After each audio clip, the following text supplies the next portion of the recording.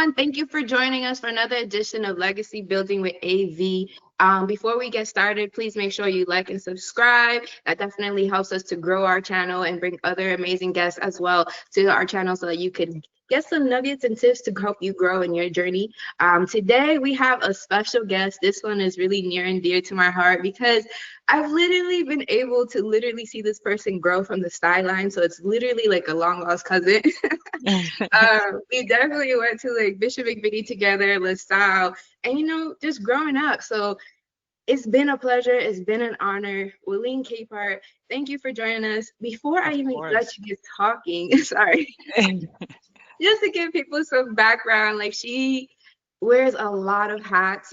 She's a sister, a daughter, an entrepreneur, a therapist, Yep. a real estate investor, and also the creator and founder behind Phase. So she does a lot, y'all. So thank you so much, Willeen, for coming. How are Of you course. today? Of course. I'm good. I'm great actually. I'm excited to be here. Like you said, like we have eons. I'm not going to disclose my age, but we have years and years and years of history. And both of y'all are like family to me. So I'm happy to be here. Glad to be a part of Legacy Building. So I'm excited for today. Yes, yes, we are super excited. So I guess we'll just jump right into it. Like, what inspired you to just do everything you've been doing, like from being a therapist, or what did you want to focus on today? Like, whatever, the floor is yours. Yeah. Um, Honestly, yeah. So I do wear many hats. Everything that I feel like I'm doing right now, from real estate investment to running the brand to being a therapist, it's really been things that I've been interested in all of my life. But I think that for a long period of time, I was finding my footing in what it meant to be an entrepreneur. So if you know me personally, you know that to have arrived at Phase, and my therapy company is called Garden of Freedom, to have Phase, Garden of Freedom, and JC Enterprise, which is my real estate investment company, there were tons of failed businesses before then. So I've had like a basketball company. I tried to start an AAU team. I tried to do all these different things that just didn't work. I don't want to say it failed, but they were all like stepping stones. I learned something from one business venture that didn't work. And it just kind of all led up to where I am now. Um, for a long period of time, I was just focusing on the brand. And I think because of the way social media is structured, I didn't think I could showcase these other parts of myself that I'm really passionate about, like the mental health field. So Yeah. I tried to curate my image to just focus on my brand. But I'm so passionate about mental health. And I had a conversation with my fiance, and she's just like, who cares? Like, if this is something you're Yeah. passionate about, you don't have to streamline your social media to just be like all about Phase. You can be this and that. And I was like, you know what? Like, why not? Like, there's so much that I have to offer in terms of like mental health, with all the certifications I have. Like, that's what I got my master's degree in. And so I decided to be more open about what I do as a therapist. And so I had my therapy company before anyone even knew about it, because it was something that I just kept hidden, to be completely honest, because I just didn't think it was like cool to be a therapist. And I was like, I'm nervous about like how people are going to respond. And I'm pretty open about that. I think sometimes we all fall victim to what others on social media may think. And I'm so glad that I have people around me that remind me to like be my full self and not to care what other people think. Even though I'm in the mental health field, I fall victim to that mindset as well. And so once we had that conversation, I decided to just step fully into who I am and be more vocal about what I do on the mental health side of things. And then here we are, and it's a blessing that I've been able to kind of infuse both worlds to where I'm able to have just direct messaging for Phase that stems from like all of these various like experiences I have in the mental health space, or that's connected to my spirituality in some way. So it's nice that all three worlds have merged together nicely, and I finally feel like I'm at a place where I'm confident to just say like, yeah, this is what I do, and not have to worry about what anyone has to say about it, really. Yeah, you've done an amazing job to like bring it all together. Like it just seems so in sync and so like Thank you. it's powerful. And then also too, like mental health is such an important topic these days. And So like I feel important. like there was taboo growing up about going to see a therapist. And it wasn't until I got older that I was like, you know what, I need to do some work. Like Yeah, seriously, it is taboo, especially for me. I'm um in the Liberian culture. I'm Liberian, and it is like just not talked about. Like, my mom, if I ever mentioned like I want to see a therapist to my mom, she'd be like, "You want to see who?" Like, you better go to church and you'll be fine. yes. And yeah, so I think just even the upbringing and the messaging I received around mental health growing up, it played a role in why I was like scared to talk about it and scared to say like, hey, I'm passionate about mental health because I had my own mental health struggles. Like that's really where it all comes from, is that I had ton of mental health concerns myself, and that's what led me to wanting to understand what was happening to me, and then to be able to also help others who are potentially going through the same thing. So yeah. That's definitely powerful. So what challenges did you face along the way and how did you overcome them? Yeah, so piggybacking off of what I just mentioned, just like dealing with social media and you know branding. I do a lot of work with like mentors where we talk about branding and having a brand identity. I struggled with, like I mentioned, just merging everything together, and you know, working with high profile athletes. Like I work with a lot of NBA, WNBA players, NFL players, and like having such a streamlined identity when it came to the brand, but then taking this whole like mental health educational side and like merging it together was something I really struggled with, as I mentioned before. So that was really difficult. I think being a member of the LGBTQ community, being masculine presenting, has been really difficult for me to find my footing, almost like to just feel like I belong, especially in the fashion space. It's a male dominated industry. And if, in my experience at least, for females to succeed in this industry, you have to look how America wants you to look, is what I'll say. And I don't fit that description per se. So it was hard to be in certain spaces and certain meetings, to feel like I belong. But I think I have a unique set of skills that I bring to the table. And I've always been confident in myself. And so that's helped. um, funding is another thing that's just across the board for all business owners, especially as a Black business owner, not having financial education and not really understanding how to create systems. Because I think, starting a business is easy. Anyone can go and like start an LLC, but sustaining and maintaining a business and creating systems where um, you have money coming in without needing to have your hands in the pot at all times has been something that's been really, really difficult. Um, I've been blessed to have a ton of mentors and just people that I've run into that have helped me along the way, because this is all stuff that I didn't have the education for at the start. And I'm still learning now. There's still, I still have regular meetings with my accountant. I work very closely with REBA, Rhode Island Black Business Association, and then Rhode Island SBDC, Rhode Island Small Business Development Center. I have regular meetings with them where I'm just learning how to talk about numbers. I'm learning all this terminology that I didn't have before. So all of that stuff has been a challenge, but I call it growing pains. If this is something I plan to continue to do long term, these are things that I have to learn, whether I like it or not.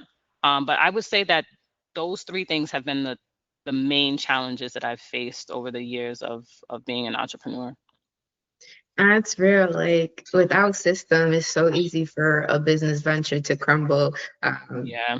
we've had a lot of business ventures that have not gone really well. Yeah, yeah, it really is. And I didn't even know about systems. My mentor is the one that told me like you need to have like systems in place that work for you so that, especially as an entrepreneur, well, being self-employed, I think is different, right? Because when you're self-employed, when you don't work, no money comes in.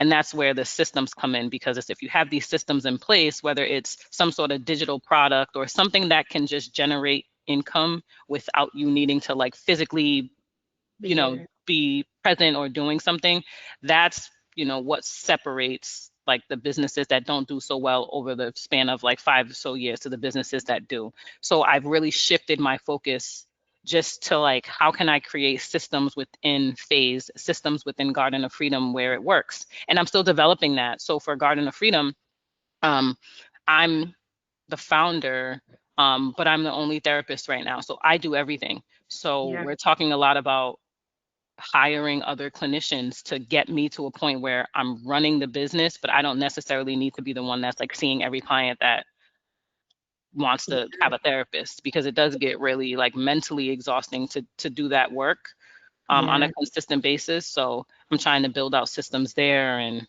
trying to write a book, because that's another way for me to provide education, but not necessarily have to have one-on-one meetings with everyone. Oh, So that's major. That's yeah. major. So is the book gonna be about like how to help someone grow mentally or get out of their head, or what is Yeah. the book about? Yeah. So I'm still in the process of like tweaking it, but I wanted to be really focused on um just mental health from a different perspective. I think the way that we talk about mental health right now, you know, you hear a lot about like protecting your peace and protecting your mental health. And I think what I've noticed in my experience is that a lot of individuals who use that like vernacular develop a like they develop a mindset where they're like conflict avoidant, right? Protecting your mental health now means like avoiding any type of stress in life. And so what I'm seeing is that the clients that come to me, they're like, I've been protecting my mental health, but like avoiding stress is not protecting your mental health. Yeah. Yeah, that's just you're being avoidant of the dealing with difficult things. And so talking a little bit more about that and giving realistic like tips on how do you actually learn to manage stress, because you can't avoid it in this life. And protecting your mental health does not mean avoiding difficult conversations with people, avoiding stressful environments, because then you're going to spend the rest of your life just avoiding everything. And that's what I see a lot of people who just try to isolate and avoid any type of trauma. And now the tiniest thing happens in your life and you go off the rails because you don't have the skills to manage those things. So the book is going to be focused more so on like real tips on like how do you deal with just stressors of life? Like what can you actually apply on a day-to-day basis? Well, that's good. I feel like that's gonna be so valuable for the people because Thank you. shoot, I know that's some category. I mean, you know me, I'm not very competitive. So I do avoid certain things, so I could see myself using it. I also have Thank you. friends that I'm like, girl, you need send me a whole stack. I got people for you. I hear you. Yeah. Oh man, that's actually good. That Thank let me you. know when you get that launch your book, because that's gonna be Definitely. everybody's Christmas present. Like, all right, here you go. Just start handing it out, right? Like candy. Yes, you gotta work on that mental stress. Don't be avoidant. Oh my God. That's awesome. So like with everything that you're working on, like what really fuels you to get up every morning and like attack it all? Yeah. Um, I'd say my relationship with God. And I'm not very religious. I'm not very religious. But I am very spiritual. And I think we all need something that grounds us, and then something that also motivates us. And I try not to have my motivation connected to like external things. For example, the weather. Like if I was to living in New England, if good weather motivates you, you'll never be motivated to do anything, because you know, like you'll get a good day and then it like rains for a week straight. And so you need something internal to kind of motivate you. And you know, my relationship with God is what motivates me, and wanting to live a life that honors God by just living up to my full potential, doing the best that I can. And does that mean that I don't have days where I lack motivation? Absolutely not. But 9 out of 10 times, I've, that's my go-to. And I was raised in a family that believes in God. And so it's something that's been instilled in me for a very long time. And that's, to be honest, like that's just what keeps me going, wanting to first and foremost live a life that pleases God. But then second to that, wanting to put myself in position to, help those around me. So my family, like, my mom's old and she's still working. So I'm trying to figure out how to give her a life that's more comfortable, right? At this point, if you look at the cycle of life, generally, obviously anything can happen, but technically she has more years behind her than she does in front of her. So I'm constantly thinking of like, how do I give her the best ending to her life, right? How do I give her these experiences that I wasn't able to years ago? And same with like all of my family members. So that's those two things are like my biggest motivators right now. That's awesome. That's deep. And as you were talking, I was thinking of something that Will Smith said, and it goes right in sync with what you were saying about how like you can see darkness at the lowest point when you have nothing to lose and you're broke, but you Mm, could be at the top of the world where you have all the fame, all the money, and have access to everything. And at the end of the day, if you don't see your worth within yourself, and yeah, it doesn't matter. Like you could hit depression at the top or you could hit depression at the bottom. So I that's so love what you said. Like you have to look internally for that motivation. Anyone who's watching this, like take that down. Take that down. Like, yeah. yes. Yeah, absolutely. And Good. I think we're all guilty of looking for something like external to motivate us, right? Even if you're in school, I tell my stepdaughter this all the time. I was a college athlete, and although I love playing basketball, like if you know me, I've been playing basketball my whole entire life. I wasn't always motivated to wake up at 5 a.m. for practice, and that I just wasn't. So it's something internal. Like you have to be able to dig deep to have motivation for certain things. Even running a business, being an entrepreneur, right? It's like things aren't always going to go the way that you want it to. So how are you going to show up when like you're not making any money? No one's watching the content that you're putting out, and like how do you plan to stay motivated even during those moments before it gets to the point where it's at its peak. And that's the hardest. I think that's the hardest part, because most people want that like instant success, that instant gratification, and if they don't get that, it seems very easy to just say like, okay, well, it's not working, and turn away. So That yeah. is so true. That everything you touched on, bing, bing, bing. So how do you find success and has that definition changed over time? Oh, absolutely. Absolutely. My gosh. If you were to ask me how do I define success, maybe even a decade ago, I would have connected it to money.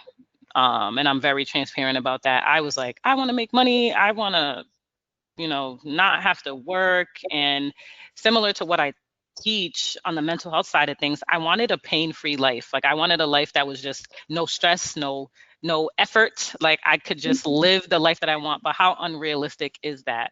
And I think as I got older, I think I'm still defining success, I'll say, because I feel successful now, right? And my life is very like minuscule. Like I live in like a small apartment. I've owned homes, yes, of course, but um, I live in a small apartment. I don't live this like luxury lifestyle, and I still feel successful. And I think success for me is defined, especially as I get older, like I'm healthy, right? That's number one. Like I'm healthy. I'm able to get up, walk. I'm mobile. I can go to the gym. It's like the small joys that I have in life that I'm like, this is success, right? And anything else past this is just like extra, in my opinion. I Uh, want to ask. I want to ask a question based off of what you said, and then I'm going to dig deeper into some of the statements you made earlier during the yeah. discussion.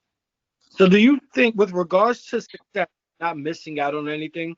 Do you think you have that sense of calm because of your life experience and what you have been exposed to over the course of the last 10 years? Do you think that comes with life experience and accomplishment? It does, absolutely. One thing my mom would always say to me is like, life will be your biggest teacher. And I think at the time when I just wanted money and this and that, and my life was so seemingly flashy at the time, I didn't have any like real life experience. I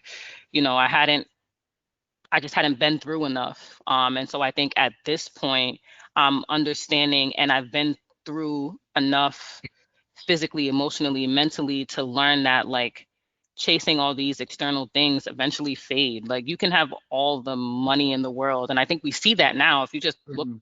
I can name a couple of celebrities, right? Like you Yeah, have it, yeah, you have it all.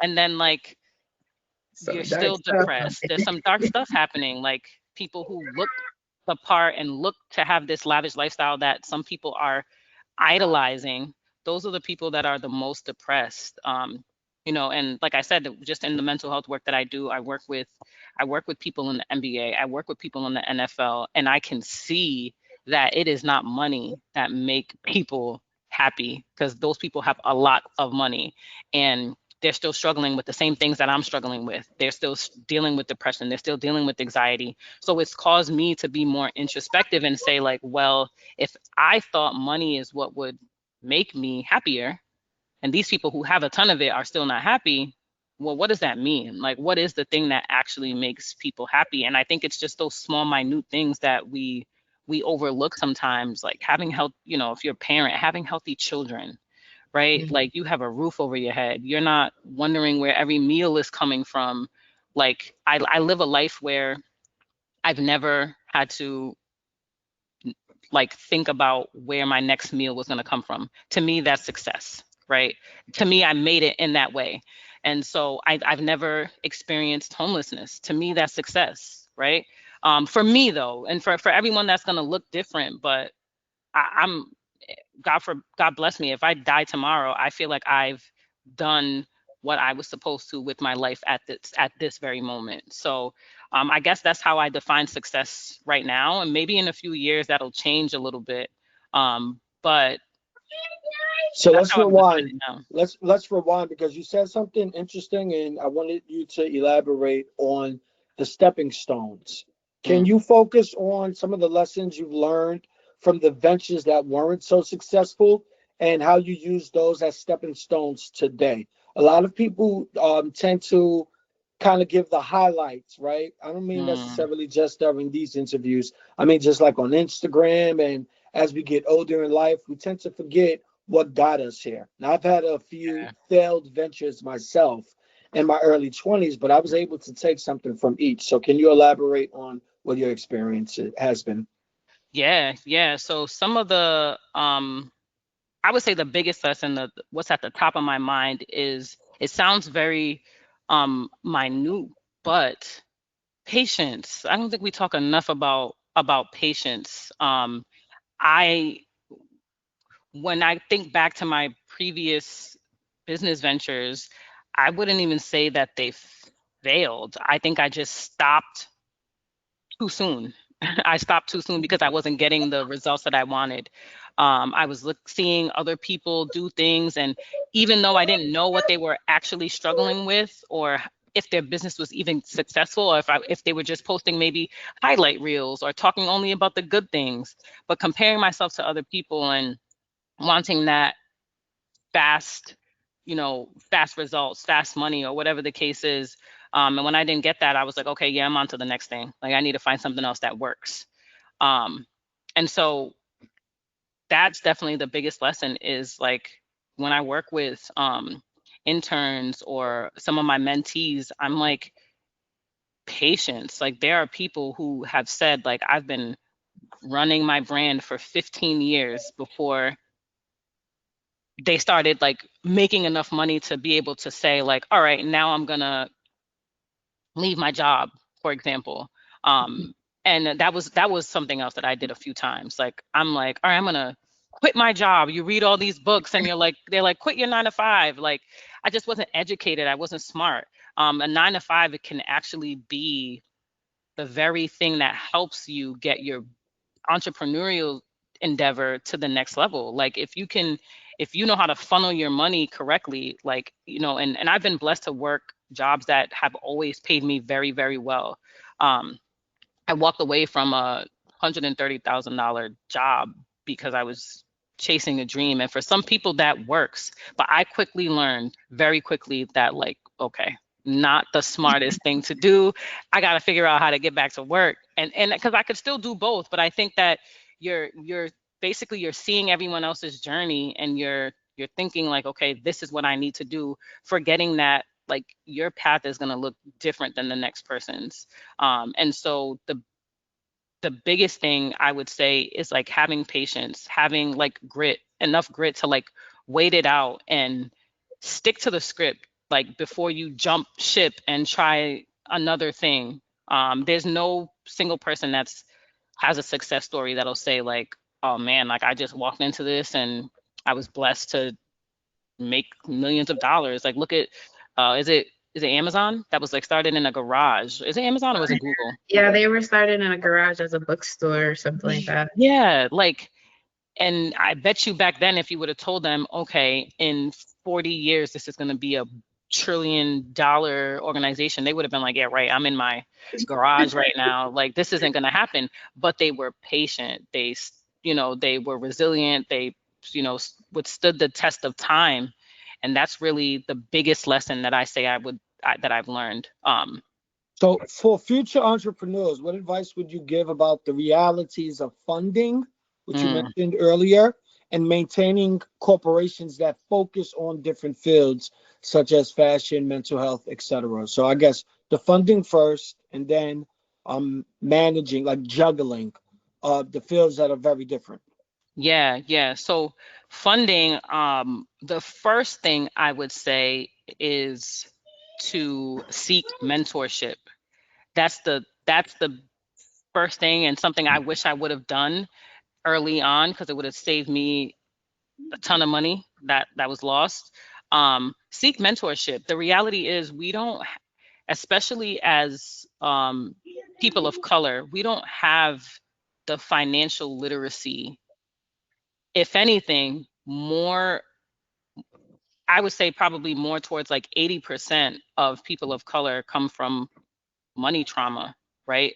Money is this, if you think about how, like for me, if I think about how my parents taught me to even talk about money, money is this like scarce thing that like runs away from you basically, and you gotta like do everything to keep it, and you don't take any risks, right? When I got into real estate, the first thing my mom said to me was, well, why are you buying all these houses, why are you wasting money like that, but now imagine if I didn't have the education I did now, that would have scared me back to like, oh my gosh, like I'm not going to make any of these investments.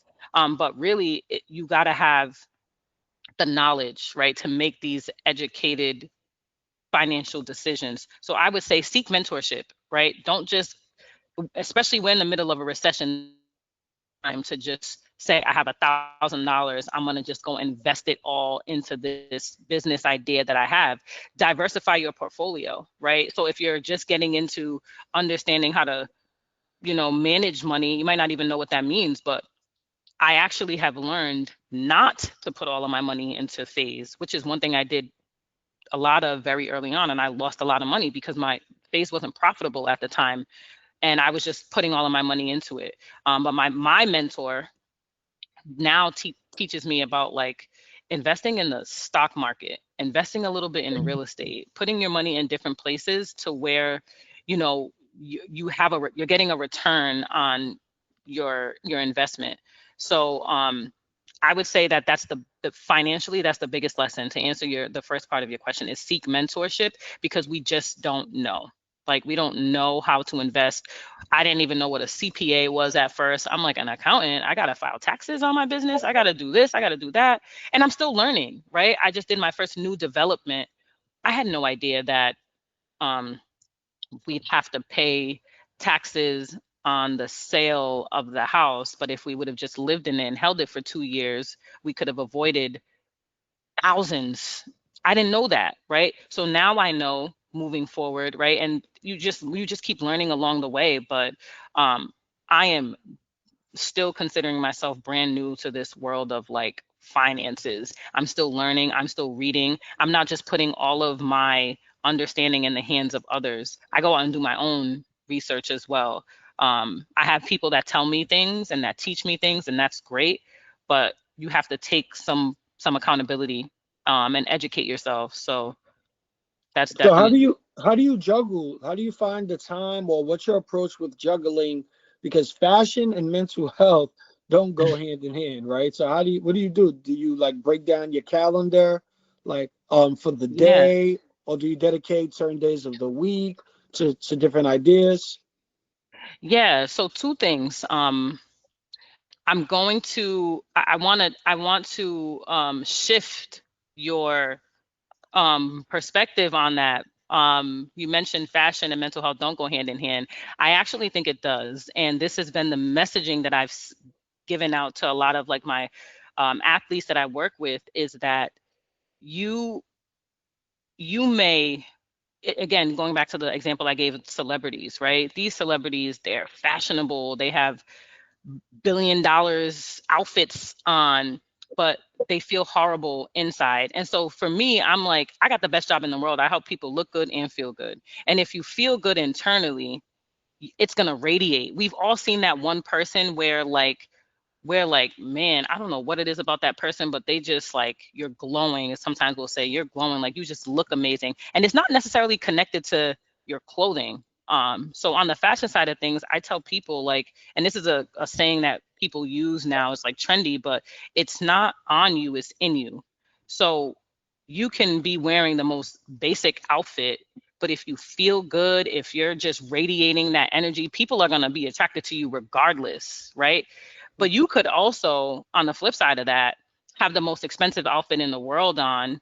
And if you're feeling horribly, you're not in a good space, it's going to reflect. You're going to treat people horribly, and people are going to be looking at you like, ugh, get me away from this person. Like, I could feel the bad energy. So I actually think that fashion and mental health do go hand in hand. Like, you have to feel good internally first. I Then think maybe I phrased it incorrectly. Yes, we know fashion and mental health go hand in hand. When you look good, you you feel feel good. When you good. feel good, you perform well, like Deion Hey, Sanders said. there we Yes, I go. get that. But if you go to a conference for fashion or a conference for mental health, you're not going to see both, right? And Right. so because you're doing both, you can feel both. But when Mm. you're looking at a calendar, when you're doing your work, Yeah. are you Okay. simultaneously developing the mental health practice with your fashion designs? Yeah, yeah. So I do work on both regularly. So I have like Sundays where I will take a look at my whole calendar for the week. Because I'm big on like productivity. I have to be, because I do so many things. Like I have to be very like impeccable with how I use my time.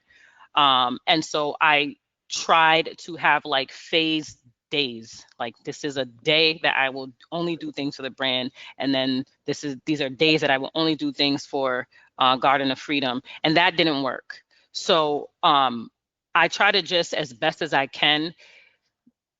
I have my clients that are prioritized, right, which is for therapy. I'll prioritize my clients, and then I just look to see what gaps I have in my schedule.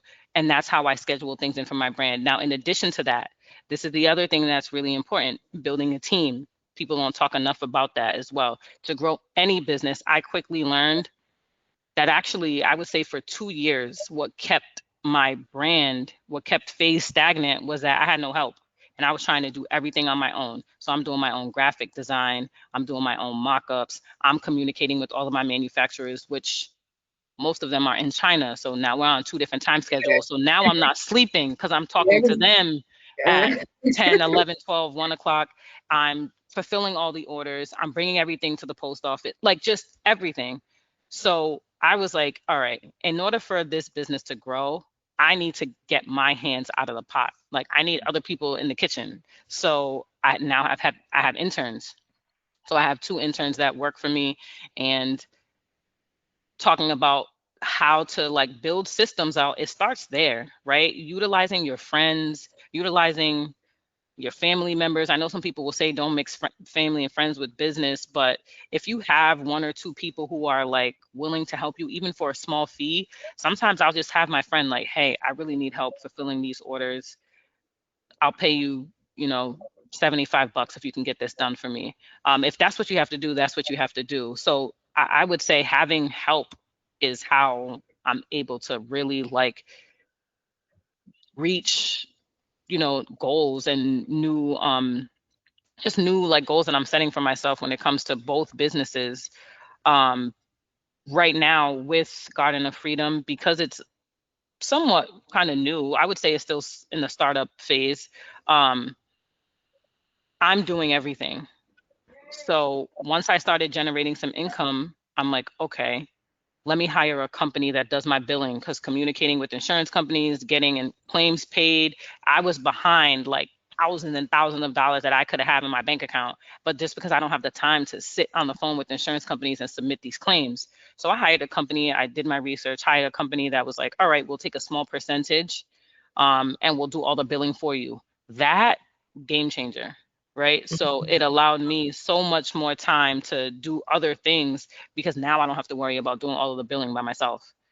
Um, so that's kind of how I structure my week. I have the appointments that I have to make.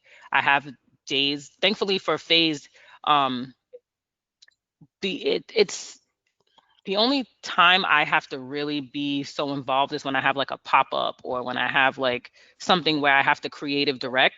But otherwise, Phase is now considered a system because my website runs itself. I have the product, people go on and buy.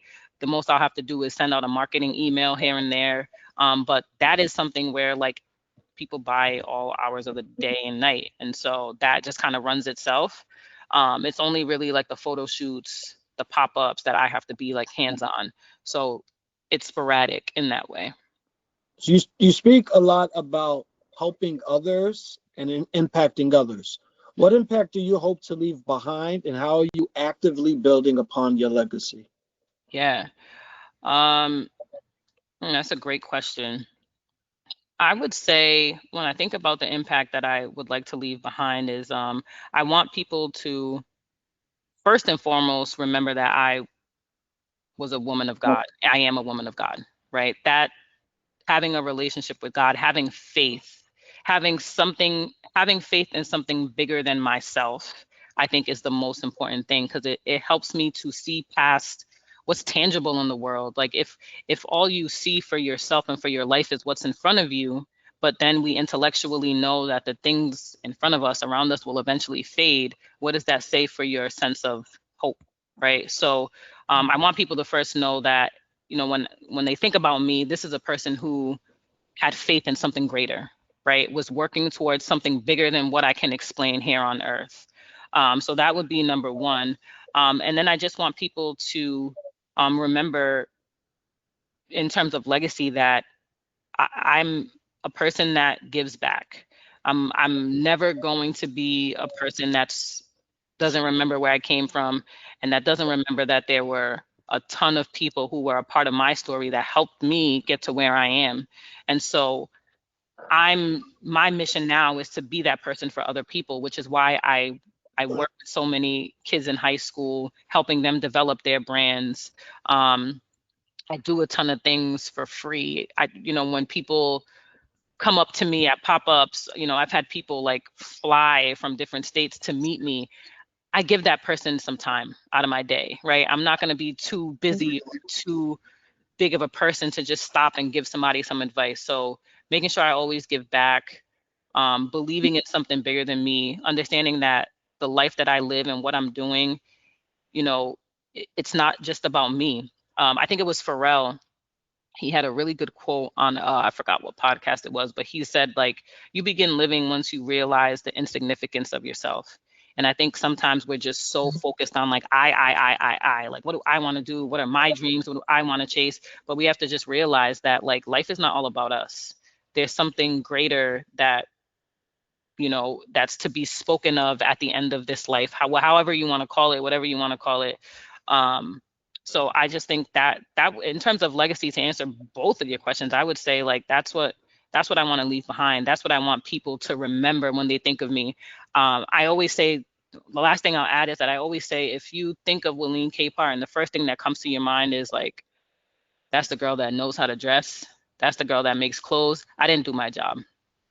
That's actually the last thing I want people to say. Like, you may like the brand, you may even love the brand, and you may wear all of the clothes that I design, but if that's all you see when you see me, I'm not doing the right thing. And so I love when people come up to me and they're like, man, you said this at this speaking engagement, or you did this and that changed my life. I've never heard anybody come up to me and say, man, that shirt you designed, that hoodie changed my life. So that just goes to speak to, like, yes, I'm passionate about phase and I love what I do there, but life is so much bigger than what I'm doing with my clothing brand. And I think that's kind of the connection from phase to Garden of Freedom with on the mental health side of things, because I feel more fulfilled when I'm helping people directly in the mental health space than when I'm selling someone a t-shirt. Still love both companies equally though. But in terms of like what resonates more with my heart, I would definitely say it's just really helping people be the best version of themselves. There's no better compliment than when my clients are like, Willeen, you changed my life. Like you helped me out of the darkest time, or and even some people who I don't know but will message me on Instagram and say, like, you have no idea how much you're changing my life just by following you. You don't know me, or, we're not even in the same country, but the stuff that you put out, the stuff that you say is helping me in a way that you don't understand. That to me is, when I think legacy, that's what I think about. That's good. And it's so true. Like, people don't always remember what you say to them, but they'll remember how you made them feel and Yeah. how you made them feel important. Mm-hmm. There was this other professor that I was listening to his podcast before we jumped on this webinar, and he was saying that he was talking to the president of some country, and he was just amazed how, like, for that 5 minutes that he spoke to him, the president gave him his undivided attention. Like, he was the only person in the room of like 600 people. And that just made him feel like, oh, snap, like, he don't have to give me that attention. So that's good Mm-hmm. that you do that, because people always remember that, and it leaves the impact on them, and it helps them move differently in the world. Like, I want to Yeah. be like, so that's Yeah. that's Yeah. super nice. Absolutely. So I guess, like, we've pretty much covered it, almost everything. Like, this has been so awesome. This has been so amazing. Like, thank you so Thank much for you. taking the time to, like, come and share your insight. You shared so many nuggets that I was just like, ooh, I do gotta do that. Like, I do gotta do some more introspection. Like, so that was awesome. Like, I really Thank you. appreciate you taking the time. I know you have a busy schedule. But if there was just one little nugget you wanted to leave people with, what is it? One nugget to leave people with. Um, that's a great question. Um, I would say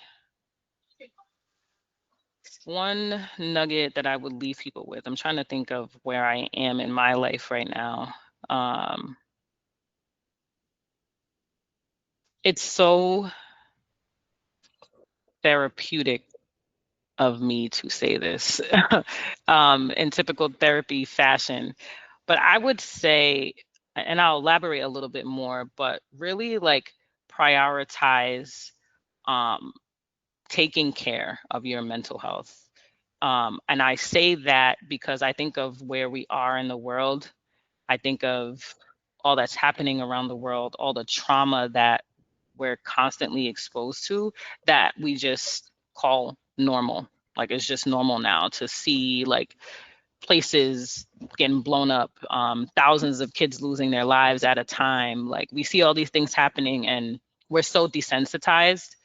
Um, and I saw, actually, this was in Providence, in Pawtucket. I was driving one day, and it just, to me, it was just an eye-opening experience of, like, where we are as a culture. There was a lady, those fences that curve over the Yeah, highway?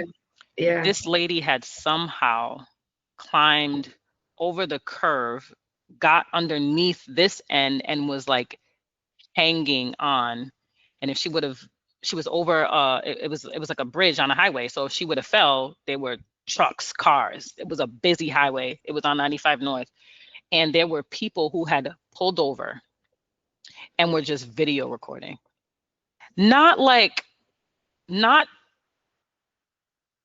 let me stop traffic. Let me try to help the cars. Let me do something to help this lady who could potentially let go at any time. Let me pull out my phone and record. I mean, people pulled over on the breakdown lane and were recording. It was like the craziest thing. And I'm like, yo, this is where we are. This is how desensitized we are as a culture. And so when I think of that, when I say like protect your mental health, like we can't be so removed and disconnected from life that we're just not in tune with like our emotions. We're not in tune with like how we feel about things. We're not comfortable talking about how we feel about certain things. And so, I would say in order to be successful in anything, that has to be at the forefront. Because like I mentioned in the beginning when we started talking, like life is going to stress you out. Running a business is going to stress you out. All these different things are going to be happening. And you have to be in tune with like how things are making you feel so that you can address it. People struggle the most with their mental health when they are not aware what's happening. They're not aware that they're stressed out. They're not aware that they haven't slept in 8 days. They're not aware that they're not eating right or whatever the case is. And then all of a sudden you have you're panicking. Maybe you have panic disorder. You're having panic attacks. You're depressed and you don't even really know it. I've seen some people develop like mania. Just they become manic just off of stress. Like, and to me it makes sense because I'm like, well, when you tell me how you've been living your life for the last 3 years, like this makes sense to me. But they didn't. They're like, really? Like they didn't even know, right? So I would say let that be. If there's anything that you take away, is to like really prioritize your mind, prioritize your mental health, because that's going to be the fuel of everything that you do in this life, right? Like how you feel, how you're interacting with the world, how you're interacting with others, all stems from how you are mentally. And I haven't seen so many people come to me for therapy and label like panic attacks, anxiety, depression as normal. Like, why are you here for therapy? Just like normal stuff, depression, anxiety. Like that's not, why do we call that normal? That's not normal. Like to be anxious is normal, to feel anxious is normal, but to live a life of anxiety and depression and to like self-medicate, whether it's with marijuana, alcohol every day, that is not normal. You're suppressing something. And so, but now we've labeled that as like, this is the norm because this is what everybody else is feeling. This is what everybody else is used to. So I would say let that be the biggest takeaway from here for sure. That is so good, y'all. Like, definitely take care of your mental health. That is such a priority. Make sure you're sleeping enough for you. I Mhm. know everyone, it varies. Actually, they were talking about how, like, for sleeping studies, they always did it on men. So they always say, like, the recommended dose is 8 hours, but that's for a man. They're now discovering that women need more like 11 to 15 hours to feel normal, which it seems ridiculous. Like, who has Yeah. time to sleep that long? I didn't something like sleep for me, again, not talked about enough as entrepreneurs, right? There's any book that you read, it will be like grind, grind, grind, grind. Like people post like no sleep. Like, why do we glorify that? Like, I rest. I'm a creative that rests because if I do not rest, like nothing is gonna go well. I'm not gonna be productive. And I may wake up at 4 a.m. I wake up at 4 a.m. a lot, but I structure my time to where I'm still productive and I can still get to bed at 9 o'clock, 10 o'clock. Like, Yeah. for me, I get like 7.5, 8 hours of sleep, but like I prioritize sleep more so now. 5 years ago, I didn't have this knowledge that I do now. And so I was one of those people like, no, I need to be the last one working and the first one up, and I need to outperform other people. No, no more. I'm gonna sleep. I'm gonna It's rest my not body. sustainable. Yeah, you're right. Like you could only do it for a phase and then you Right. gotta move on. Mm-hmm. It's You definitely definitely not gotta move sustainable. on. So when's the next launch? Let the people know where they could get your stuff, or if they need therapy. Yes. Remind them again where they could reach you at. What's the Yes, website? yes. So the website is www.gardenofreedom.org. So that's how you can find me, and through there you can just submit just fill out the contact form, and it'll go directly to either myself or to my assistant, and we'll reach out to you to schedule a consultation. In addition to that, you can find me on Psychology Today, which is how most people find me. I did have an Instagram, but I had to chill out on promoting that Yeah. because it was too much of an influx of like inquiries, and with the company being just me right now, I just can't take that many clients. So that would be the website, and Psychology Today would be the best way to reach me. And for Phase, you can find my brand at www.phaseofficial.com. We're at phase.us on Instagram. And the next launch, we have a couple of really, really big collaborations coming out this fall. So I'll say be on the lookout for that. Yeah. I'm on a non-disclosure agreement right now, so I can't talk about it, but it's a really big collaboration that's coming out this fall. But we're focusing more on like pop-up activations. So we're going to be touring. We will be in Atlanta in July. We're doing Atlanta Streetwear Market, and so we'll have a big activation there. And then we'll come back and we'll have another pop-up in New York and in Boston, and of course we always do Rhode Island. So I would say if you follow us on Instagram, or if you follow me on Instagram personally, my Instagram is williethough_. You'll be able to stay connected to like what we have going on, because we do a lot of marketing. But yeah, there's a few things coming up, so it's hard to really like summarize. But I would say stay connected to us via Instagram, and you'll see everything that we have coming up. Awesome. All right, y'all. Y'all heard it here first. So stay tuned. Thank you. Thank you so much again. Of course. Thank you guys. I appreciate y'all. Awesome. And it's a wrap. All right.